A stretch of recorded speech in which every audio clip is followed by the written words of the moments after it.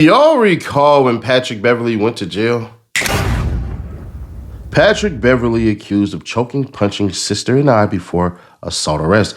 TMZ Sports has obtained more details surrounding Patrick Beverly's arrest. The ex-NBA player is accused of punching his sister in the eye and choking her for up to 30 seconds at a Texas home. According to the probable cause affidavit, Beverly's sister told officials she left the home in the middle of the night without permission to see her boyfriend at a nearby park on November 14th. When she returned home, her mother, Lisa, was awake and told her to enter her room. Lisa then told her daughter to call the boyfriend and tell him to pick her up. Upon his arrival, the boyfriend was told to go inside, and Lisa called Beverly to come over to the residence. Beverly then seemingly scolded his sister before he grabbed her by her neck with both hands and picked her up off the ground by having her feet come up from the floor. His sister claims the grass on her neck made her feel pain, and as if she was losing oxygen and unable to breathe, which lasted between 20 and 30 seconds. The sister stated Beverly took her out of the bedroom by her neck and slammed her body against the walls of an open room area of the house. She claims Beverly then laid her on the sofa, stood on top of her, and punched her approximately one time on her left eye with a closed fist. The sister added Beverly made a comment that he will be the family relative to kill her. The documents state the boyfriend was then told to leave the house, and Beverly followed him. When Beverly returned, the sister claims her boyfriend called the cops for assistance. Officials say there were markings on the sister's neck and the eye, and she had petechia in the whites of her eyes. Beverly was taken into custody and booked for felony assault in the Fort Bend County Jail. He later went to social media claiming, "Please don't believe everything you see on the internet. Hope all is well. Love." Heart emoji, prayer hands. Sometimes it's all about the state and where you're at, because he just got a no bill. Don't worry, I'll explain exactly what that is. Roll it. Grand jury clears former NBA player Patrick Beverly, declines to indict in Texas assault case. A Fort Bend County grand jury returned a no bill, finding insufficient evidence to support felony charge. Should have said a felony charge, stemming from alleged 2025 incident involving Beverly's teenage sister. There's the mugshot right there. Man.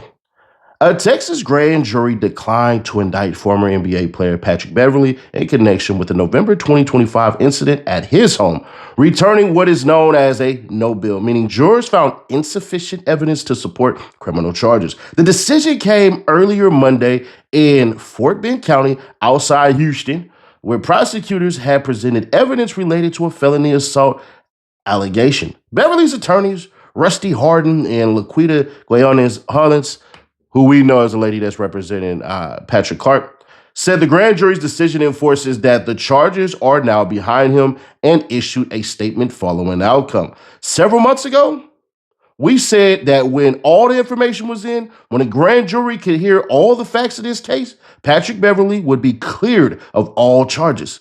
This is what happened today.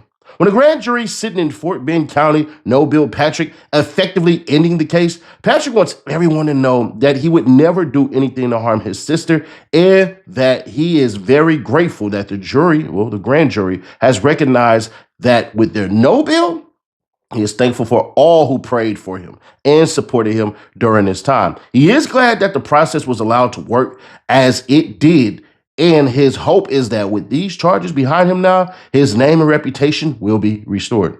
Nigga, what reputation? Beverly also took to his X account to write, "I am deeply grateful for all thoughts and prayers for the family. We must continue to protect our children, especially our young girls. This ordeal has truly made our family stronger. Thank you for your continued support and prayers."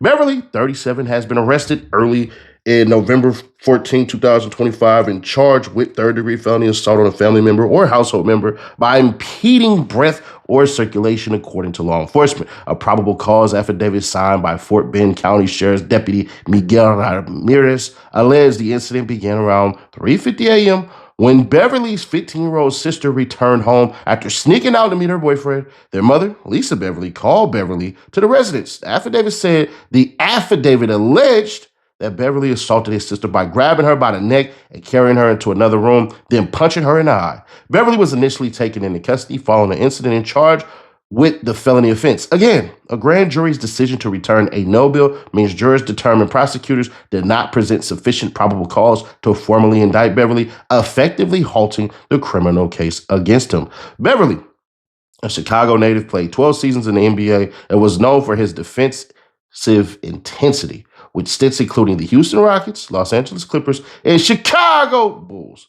He later joined Barstool Sports, where he hosted a podcast beginning in 2022, though his role with the company was placed on hold following his 2025 arrest. Instead of waiting on taxes, why don't you hit that QR code or tap the link in the description for free cash? That's $5 on Nash when you install the app and start playing games, and we gonna get you paid today. Listen, you can listen to SETI Nash in your headphones, play your games, man. That's the #2 app on the freaking Apple Store and the #3 app in the Play Store in case you do the Android thing, man. Get paid today. That's free cash. $5 on Nash if you hit that QR code or tap the link in the description. Let's continue on with the content. So what I'm trying to understand is a couple of things. One, what did they not show? Meaning the police. Obviously, during an investigation, depending on the state or the county, they won't show you certain things, but I don't believe Texas in particular, that county operates that way. But maybe they do. But I'm curious as to what the hell, because what I believe is, this is just my thoughts on this. If the cops found probable cause to arrest the man when they said he had put marks on her neck and all that crap and everything, what was the marks from?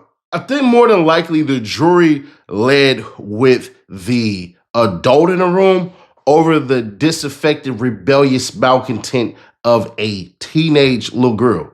See, I can get y'all in the room, and y'all could too, and go, man, look, I grabbed my little sister, yeah. She's over there trying to sleep with this grown-ass man. My intent was not to sit up here and harm her in any way, but if I put the onus on you, don't you believe you would have did the same thing? That would be the argument you would make to me and I would make to you. And you know we both would come with around saying, protect the baby, protect the little girl. See, I don't think that he's innocent like that. I believe he did grab her, but I don't think his true intent was to scare the bejeebus out of that girl. But I do believe he was putting down his big brother / fatherly duty, which we asked the question of, is he wrong? Morally, no. But according to the law, technically in that moment he was. So when they say they had pictures and they did this and they did all that, I'm just more so in the realm and in the space of, bruh, something don't smell right here. I don't believe that man is fully innocent like that based off the initial reports. That's what I believe. But it don't really matter what the hell I believe because the jury agreed with him. But I think a lot of y'all like me, man. That jury said, big brother doing his brotherly duties, he could have whooped her with a belt. You know, he could have did a whole bunch of shit. You got lucky being in Texas, bro. You did. If you was in California, I don't think that your ass would be walking from there. I think you would have some anger management classes. They would have reduced the charges, and that would have been that. I'm from Cali, bro. I know for a fact if it's a domestic situation, once the cops is called, somebody going to jail. I done seen too many times where arguments have happened, and the person who called the police is the person who stayed there. I'm talking men and women. I didn't seen it on both sides. So shit. To me, in my thoughts, he got away with it. But I can't get that mad. I just can't. Because at the end of the day, you got a teenage little sister who's sneaking around with a man, and that shit ain't right. It just ain't. Now, it is what it is.